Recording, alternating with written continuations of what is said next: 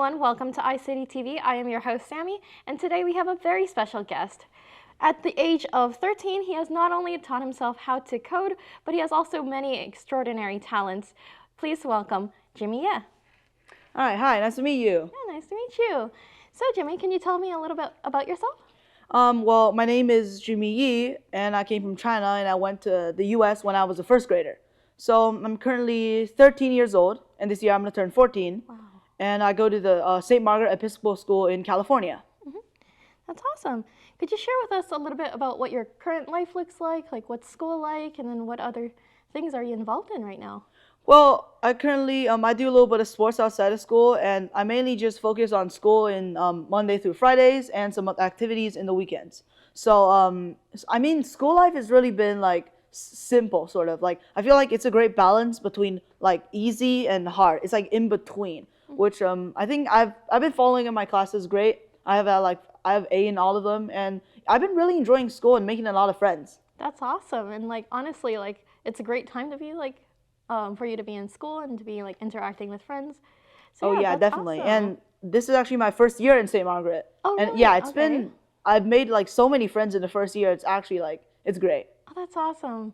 Yeah, amazing.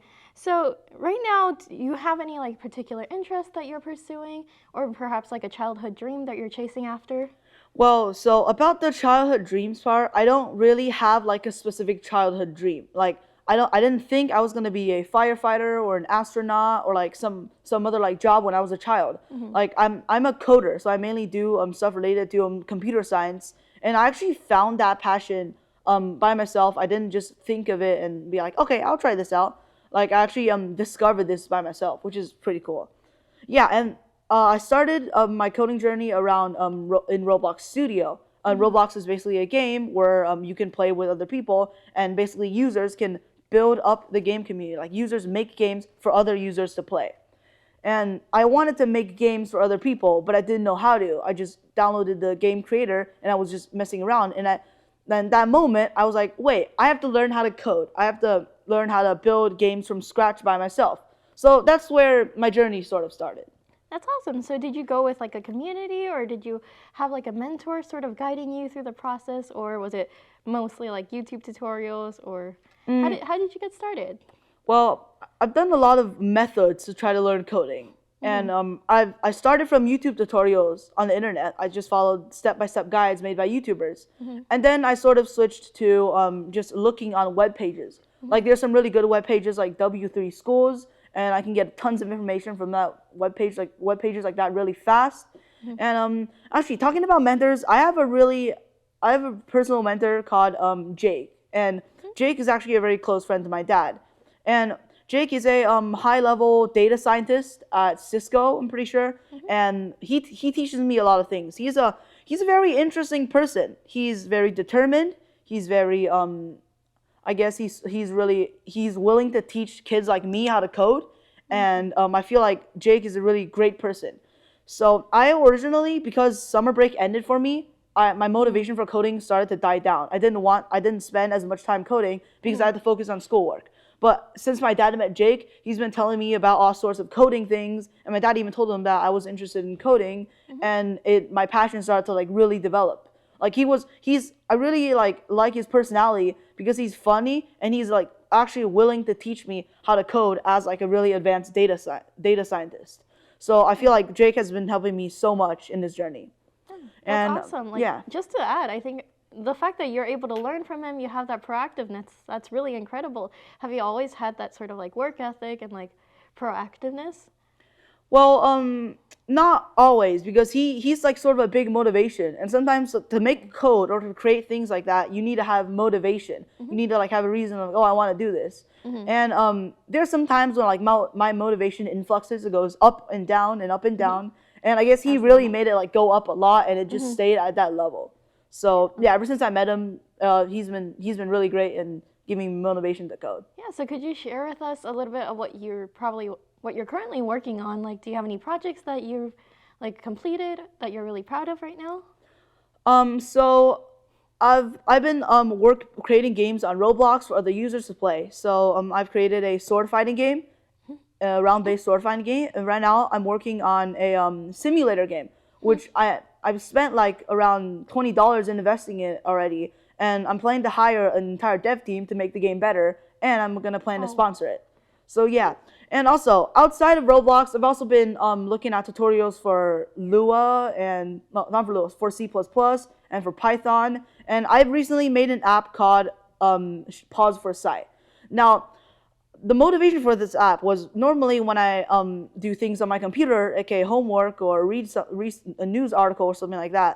I usually use my eyes a lot, and it gets tiring. Like after 20, 30 minutes, it starts to get like, I need a break. Start blinking a lot, and you need like a little break away from the screen. Yeah. Yeah, and sometimes like I just don't notice that. So I originally built a JavaScript Discord reminder to like remind myself that every 20 minutes you have to go take a break. And that worked well, but only for a little bit, because sometimes I would just simply forget to turn it on. Right, and sometimes it would break, which needed, like, I tried to bug fix it a bunch of times, but it didn't work. So instead, I've decided to create this app where like just not only solves the problem of me looking at the computer so long, but to like solve it for the community sort of. So Pause for Sight, I've designed this Python app that tracks the amount of times you blink every minute and the amount of inputs you make on your keyboard. And if you're blinking excessively, that means that your eyes are tired, and the program will automatically give you a alert that you need rest. You know, you're gonna have to step off your computer and look outside for a bit. And I've been working on this for like 3 to 4 months now, and I feel like it's been really fun to learn new things about Python and contribute to the community by making awesome projects like this. Yeah, that's super cool. I think it's definitely something that's very relevant, especially with screen time going up. Would you say, like, did you incorporate like any form of like AI into the development of this? Like, what are your thoughts on the use of AI in terms of development and also use? Okay, so around AI, I use the MediaPipe Python face tracking AI to make this, and basically how an AI model works is it gets a bunch of data. Like I guess somebody supplies it, the AI programmer supply it with a bunch of images, and on each images it shows like an eyeball or like the face, and then like it trains the AI model so that it can, like, after many like tens of thousands of images and data models, the AI eventually gets better and it can start determining whether this is a face or not. Like, because I've seen so many variants of the faces. So I use this pre-trained MediaPipe model, and I incorporated my Python code, and actually making this was like not easy. It was not easy at all. Like, I had to like create a bunch of I guess different variants. I had to test with this, test with that. Like, I had to change up a lot of things for this AI model to work. And really, what worked was a combination of MediaPipe and Python OpenCV hard cascades, which is basically like I guess another like AI engine used to like detect my eye blinking and things. I had to combine them both for a and it turned out to have a really great effect on detecting the eye blinks, which, you know, I'm kind of a little bit proud of. Yeah. Yeah, that's definitely an achievement. Yeah. And about AI, I feel like AI is a hot topic right now because about like it's growing really fast. It's like a huge tsunami wave is coming towards the city, which is like us coders and everybody, and it's just hitting us. Like the moment you realize how fast AI is progressing really like changes like how you think about it. Like, it started out as just, okay, yeah, it can answer my simple question, and then it became like a really good at coding, because I use AI like for debugging. And actually, in my opinion, I think you should not use AI for creation, because when you use AI for creation, it doesn't actually show like how skilled you are, and you don't actually get like trained. You don't become a better coder. I feel like you should just use it for debugging, and if you can't find a fix to an error, instead of looking on the internet and looking on other developer chat forums, you can just use an AI, which is a really good tool. Yeah, and I know some companies have been avoiding the use of AI, and some employees are like, oh, I have to go to the garage and go in my car and use my cellular data so I can use GPT to help me fix this problem. And I feel like AI is gonna come. Like, it's eventually gonna like, maybe not in the next 2 to 3 years, but in the next 10 to 15 years, it's gonna become like the company hires whoever's better at using AI.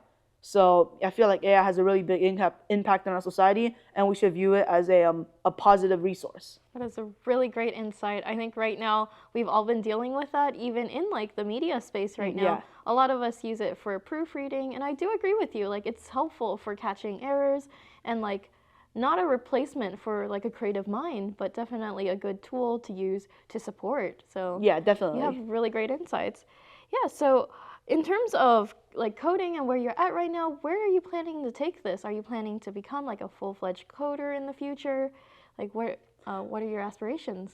Well, AI is like moving fast, and the reason I'm calling AI in this because like jobs are gonna change. Like I originally started, I wanted to become a C++ software engineer at Roblox, which was my original dream when I was like 10 or 11 years old.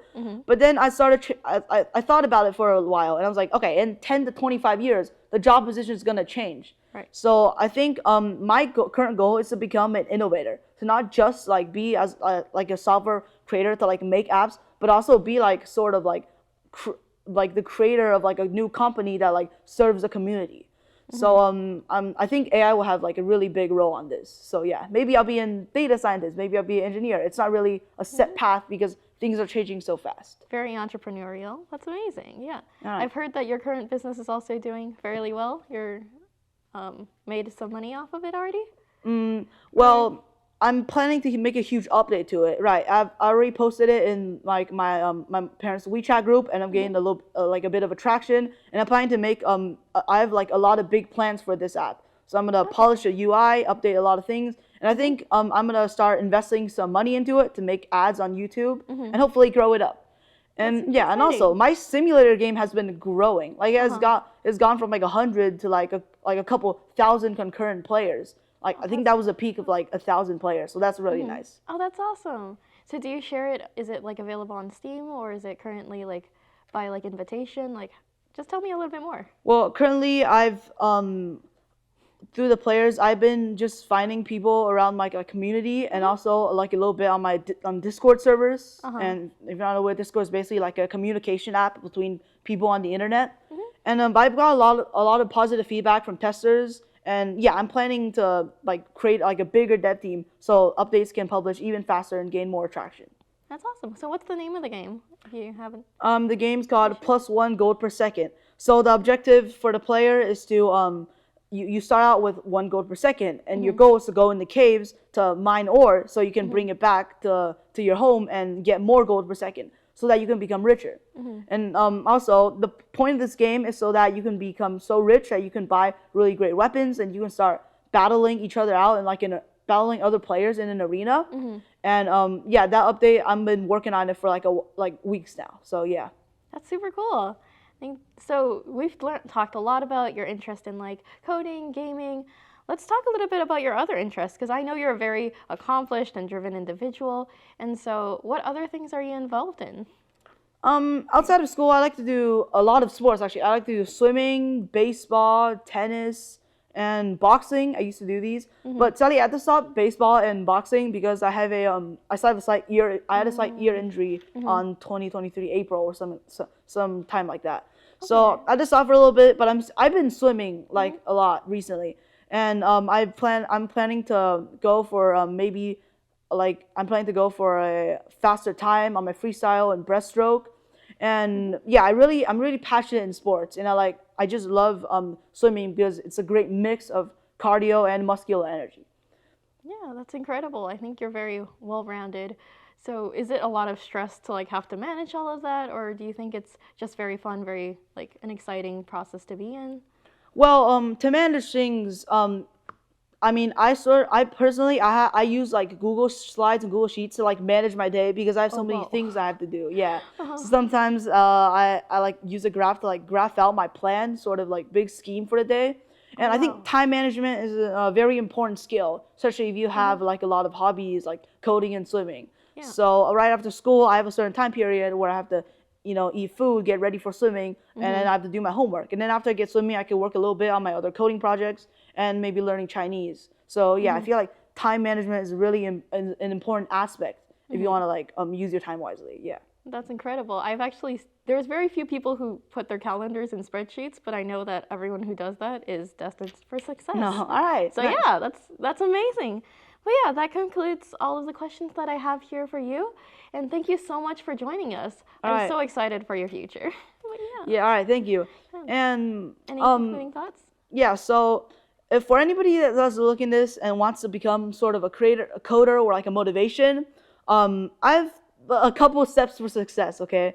So I guess the first thing to start off would be to not follow the YouTube tutorial. And I know this may sound weird, but like once you start out and you know the fundamentals, change up what the tutorial is giving you. Like the tutorial might tell you to make a sword fighting game. And if you just make a sword fighting game, all you did was you just copied what the tutor put on the board, right?